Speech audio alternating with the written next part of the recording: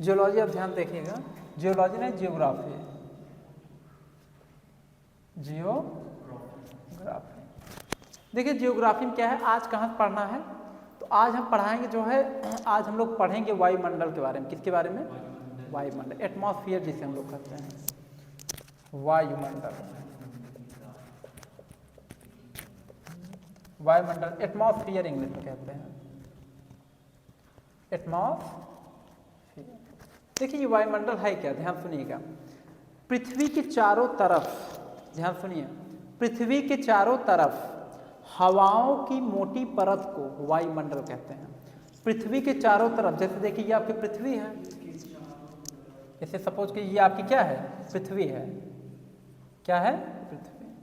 तो पृथ्वी के ऊपर ऐसे हवाओं की एक मोटी परत ऐसे छाई रहती है, ऐसे।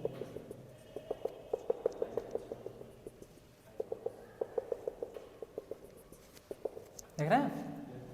पृथ्वी के चारों तरफ हवाओं की मोटी परत को क्या कहते हैं? वायुमंडल। हवाओं की मोटी परत है, हवाओं की मोटी परत, ठीक। पृथ्वी के चारों तरफ हवाओं की मोटी परत को हम क्या कहते हैं? वायुमंडल कहते हैं। क्लियर हो रहा है कि नहीं कंसेप्ट? अब देखिए ये जो आपका वायुमंडल होता है, ये पृथ्वी का एक प्रकार से रक्षा कवच होता है। पृथ्वी का क्या है? रक्षा कवच है जो वायुमंडल है। अच्छा, रक्षा कवच क्यों है वो भी देख लीजिए। यदि हम लोग ध्यान दें, यदि पृथ्वी के चारों तरफ अगर वायुमंडल ना रहे तो क्या होगा, ठीक ना? तो देखते हैं। देखिए वायुमंडल ना हो तो क्या हो सकता है? देखिए यदि पृथ्वी के चारों तरफ वायुमंडल नहीं रहेगा तो क्या क्या हो सकता है? पहली चीज, जो हम लोग ऑक्सीजन ले रहे हैं वो ऑक्सीजन होता कहाँ है? वायुमंडल में ही होता है। तो पहली चीज ऑक्सीजन नहीं मिलेगा, सब मरेंगे वैसे। पहले तो हाँ, पहले तो ऑक्सीजन नहीं मिलेगा, ऑक्सीजन नहीं मिलेगा। यदि पृथ्वी के चारों तरफ वायुमंडल नहीं है तो पहली चीज ऑक्सीजन नहीं मिलेगा, मरेंगे सब। दूसरी चीज क्या है? अगर अंतरिक्ष जैसे सूर्य का जो प्रकाश होता है, सूर्य का प्रकाश, देखिए पृथ्वी के ऊपर जो परत है ना, इसी में एक परत आता है ओजोन परत। तो ओजोन परत से सूर्य का प्रकाश की जो घातक किरणें हैं वो वहीं पे रिफ्लेक्ट हो जाती हैं। जो सही किरणें हैं, दृश्य प्रकाश जो है, जो हम लोगों के लिए, जो हम लोग देख सकते हैं, जो शरीर पे सहन कर सकते हैं, ठीक, यानी जो हम लोगों के लिए लाभदायक रेज हैं वही नीचे तक आ पाती हैं, ठीक। तो क्या होगा, जब ये वायुमंडल नहीं रहेगा तो पूरा हानिकारक रेज क्या होंगे? पूरा हार्मफुल रेज, पूरा खतरनाक किरणें, यक्स रेज, गामा रेज पूरा कहाँ आएंगी? पृथ्वी पर। और जब पृथ्वी पर अल्ट्रावायलेट रेज वगैरह, यक्स रेज, गामा रेज ये सब आएंगी तो क्या होगा पता है? कैंसर हो जाएगा आदमी को, वैसे मरेगा। तो पृथ्वी यानी कि सूर्य का प्रकाश सीधे पृथ्वी पर आएगा। हाँ, सूर्य का प्रकाश सीधे आएगा, सूर्य का प्रकाश सीधे पृथ्वी पर आएगा। उसके बाद तीसरा पॉइंट देखिए, फिर तीसरा पॉइंट क्या है? तीसरा पॉइंट ये है कि अगर अंतरिक्ष से, स्पेस से, अगर अंतरिक्ष से कोई एस्टेरॉइड्स, क्षुद्र ग्रह या कोई उल्का पिंड, जिसे इंग्लिश में मेट्रोइड्स कहते हैं, कोई क्षुद्र ग्रह या उल्का पिंड या सौर ज्वाला, कोई भी चीज अगर ऊपर से आया पृथ्वी की तरफ तो जान लो खोपड़ी पे एकदम गिरेगा, मारेगा, पूरा तहलका मचा देगा। जब ये है नहीं तो कहाँ गिरेगा? खोपड़ी गिरेगा, गए काम से। तो देखो क्षुद्र ग्रह, उल्का पिंड सीधे पृथ्वी पर गिरेंगे, सीधे पृथ्वी पर गिरेंगे। जो सूर्य से सौर ज्वाला निकलता है ना, सौर ज्वाला, सोलर फ्लेम आएगा, झोंक देगा पूरा मुंह तुम्हें। सौर ज्वाला देख रहे हैं? सौर ज्वाला ये सब सीधे पृथ्वी पर आएंगे। और कहाँ चाहिए? जब वायुमंडल नहीं है, सौर ज्वाला वायुमंडल रहता है तो उसको दूसरी तरफ घुमा देता है, जब नहीं रहेगा तो सीधा आएगा पृथ्वी पे।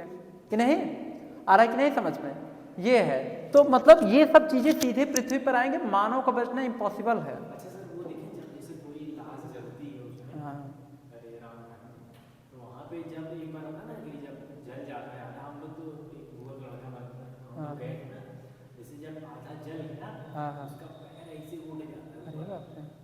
हाँ उसको एक डंडे से मार कोई घर का ही मार हाँ हाँ उसे मार उसको तोड़ा जाएगा, फिर उसके बाद एक बार इसलिए जब जल जाता है ना खोपड़ी में मारते हैं।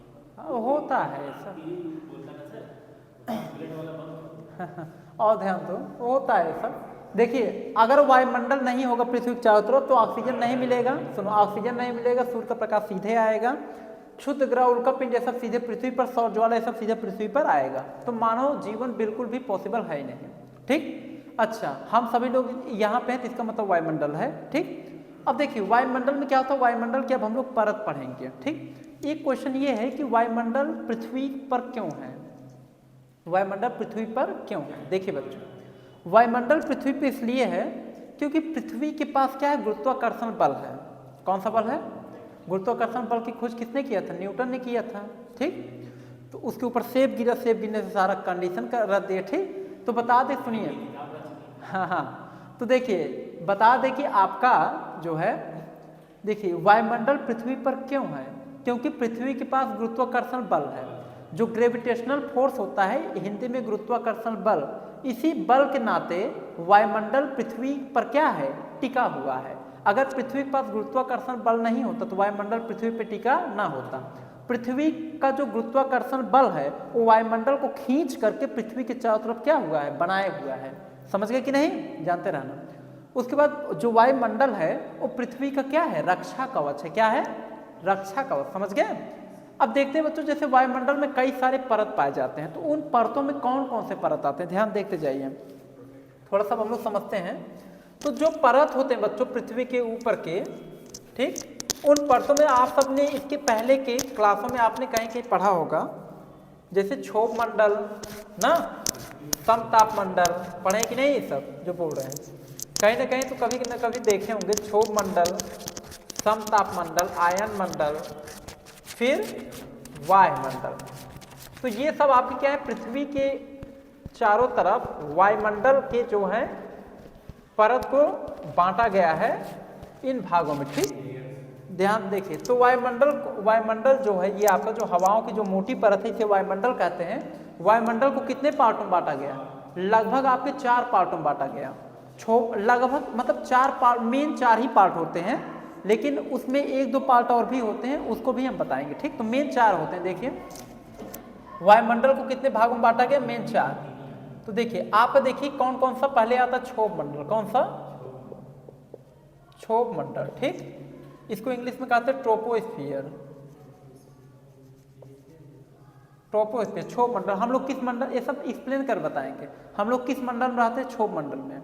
जितना मौसम संबंधी घटना, बादल, बरसात, तापमान, जो चक्रवात, आंधी, तूफान, यानी फाइटर जेट जो उड़ते हैं, फाइटर जेट, हेलीकॉप्टर जो उड़ाए जाते हैं, ये सब क्षोभ मंडल में उड़ाए जाते हैं। हेलीकॉप्टर, फाइटर जेट, ये सब क्षोभ मंडल में उड़ाए जाते हैं। हम लोग किस मंडल में रहते हैं, क्षोभ मंडल में रहते हैं। समझ गए कि नहीं, जानते रहेगा। तो चिड़िया पक्षी किस मंडल में उड़ती हैं, क्षोभ मंडल में, जानते रहिए। उसके बाद दूसरा आता है आपका समताप मंडल। समताप मंडल, इसको इंग्लिश में कहते हैं स्ट्रेटोस्फियर। स्ट्रेटोस्फियर। समताप मंडल में क्या होता है, जैसे इसमें केवल जहाज उड़ता है, जो आप सब देखते नहीं, कहते गूंगी जहाज, ऊपरा खूब जो एकदम ऊपरा से उड़ते हुए जाता है, पीछे उसके धुआं की तरह गैस बनता हुआ चला जाता है ना, तो आप कहते हो अरे ये कौन सी जहाज है, एकदम छोटी दिखती है ना। वो सब जो जहाज है ना समताप मंडल में उड़ता है। अच्छा, समताप मंडल में वो जहाज उड़ता क्यों है पता है, इसलिए उड़ता है क्योंकि समताप मंडल में जो हवा है वहाँ पे हवाओं का कोई प्रेशर वगैरह रहता नहीं खास, तो जहाज एकदम आराम से उड़ पाती है। समझ गए। तो समताप, वहाँ ताप भी बराबर रहता है, इसीलिए उसका नाम है समताप मंडल। समझ गए ना, ताप क्या रहता है, सम रहता है, बराबर रहता है। उसके बाद एक समान बना रहेगा। वहाँ पे जो जहाज उड़ती है, जहाजों को उड़ने के लिए बहुत आदर्श कंडीशन पाया जाता है, इसीलिए जहाज वहाँ से उड़ता है। समझ गए। तो जहाज उड़ता है समताप मंडल से। एरोप्लेन, उसे कहते हैं एरोप्लेन। जो एरोप्लेन उड़ते हैं वो हेलीकॉप्टर, फाइटर, विमान, ये सब समताप मंडल में नहीं उड़ते हैं, ये सब क्षोभ मंडल में उड़ते हैं। जो एरोप्लेन उड़ता है वो कहाँ उड़ता है, समताप मंडल में। समझ गए कि नहीं, जानते रहेगा। अच्छा, क्षोभ मंडल, समताप मंडल। इसी समताप मंडल में एक मंडल पाया जाता है जिसका नाम है ओजोन परत। क्या परत है, ओजोन परत, यही पाया जाता है ओजोन परत। ठीक, ओजोन लेयर समतापमंडल में ओजोन परत O3, ओजोन परत। ठीक, इसका फार्मूला O3। उसके बाद ओजोन का फार्मूला होता है O3। ठीक ना, उसके बाद तीसरे नंबर पे जो आता है क्षोभ मंडल, समतापमंडल, फिर आयन मंडल। कौन सा मंडल? आयन मंडल। आयन मंडल को आयनोस्फीयर कहते हैं, आयनोस्फीयर। ये जो आयन मंडल है, आयन मंडल क्या करता है ध्यान सुनिए। तो आयन मंडल में जितना भी हम लोग रेडियो, जो मोबाइल है, रेडियो तरंग, वेव्स, ये सब आयन मंडल में ही सब सेटअप किए जाते हैं। सैटेलाइट वगैरह लगभग आयन मंडल में छोड़े जाते हैं। एक समझ गए ना, आयन मंडल, आयन मंडल से ही लगभग अंतरिक्ष की स्टार्टिंग हो जाता है। अंतरिक्ष, जिसे हम लोग स्पेस का नाम देते हैं, समझ गए। आयन मंडल जितना रेडियो तरंगों का नाम आप सब जानते हैं ना, वेव्स वगैरह, जो सैटेलाइट वगैरह छोड़े जाते हैं, रेडियो तरंग, रेडियो वेव्स, इन सब चीज़ का जो कनेक्शन बनाया जाता है ना, वो इसी आयन मंडल से ही सब सेटअप होता है। समझ गए कि नहीं, जानते रहेगा। उसके बाद चौथे नंबर पे आता है वायुमंडल। वायुमंडल, इसी को कहीं कहीं बहिर्मंडल भी कहते हैं, बहिर्मंडल, इंग्लिश में एक्सोस्फीयर, एक्सोस्फीयर कहते हैं। समझ गए कि नहीं, ये पूरा आपका स्पेस हो जाता है। एक्सोस्फीयर से पूरा स्पेस, अंतरिक्ष, ये लगभग यहीं पहुंचेंगे तो स्पेस लगभग समझ में आ जाता है। हाँ, यहाँ स्पेस, हाँ, क्षोभ मंडल, समतापमंडल, आयन मंडल, फिर वायुमंडल। वायुमंडल से पूरे एकदम स्पेस है। यहाँ पहुंच जाएंगे ना, हवाई नहीं मिलेगा। हाँ, इन दोनों के बीच में ओजोन परत आता है। ठीक, ध्यान देखिए, ये जो वायुमंडल है ना, वायुमंडल से बता दे, ऑक्सीजन ही बिल्कुल नहीं, खत्म है ऑक्सीजन। यहाँ लोग ऑक्सीजन लगा कर, जब बहुत स्पेस में जाना होता है तो लोग ऑक्सीजन वगैरह लगा करके जाते हैं। समझ गए। अंतरिक्ष में जाने वाले सबसे पहले कौन थे पता है? रूस की थे, यूरी गागरिन, रूस के थे अंतरिक्ष में जाने में सबसे पहले व्यक्ति। हाँ, वो एक कुतिया को भेजा गया था, वो मादा कुतिया थी, उसको इसलिए भेजा गया था, देख रहे थे ऊपर वो ऑक्सीजन है कि नहीं, तो ऑक्सीजन नहीं मिला था ऊपर, इसलिए उसको भेजा गया था। मानव में देखा जाए सबसे पहले कौन गया था, तो सबसे पहले वही गया था। कौन पता? Yuri Gagarin. ठीक, भारत से अंतरिक्ष में जाने वाले सबसे पहले व्यक्ति कौन थे? नहीं, राकेश शर्मा। कल्पना चावला आपकी महिला में आ जाती है।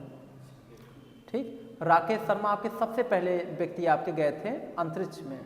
कल्पना चावला अमेरिका से गई थी, भारत से नहीं गई थी, अमेरिका से गई थी, वहीं पढ़ी थी, फिर वहीं गई थी, फिर बाद में आते समय डेथ हो गया था उसका, तो कल्पना चावला गए थे जो है, तो जानते रहेगा। तो ये आपका मंडल है। ठीक ना, तो एक चीज़ जानते रहे, कल हम इसका पूरा डिस्क्राइब बताएंगे, जैसे क्षोभ मंडल क्या है, समताप मंडल क्या है, आयन मंडल क्या है, वायुमंडल, आप तो ऐसे नॉर्मल बता दी। ठीक, कल इसका पूरा आप डिस्क्राइब पढ़ेंगे। ठीक ना, जानते रहिए, आपको इतना पता चलेगा हम लोग किस मंडल में रहते हैं, हमारे ऊपर कौन कौन सा लेयर है, कौन कौन सा परत है। समझ गए, जानते रहिए। तो आज के लिए इतना ही, इसके आगे वीडियो आपका नेक्स्ट चलेगा। धन्यवाद।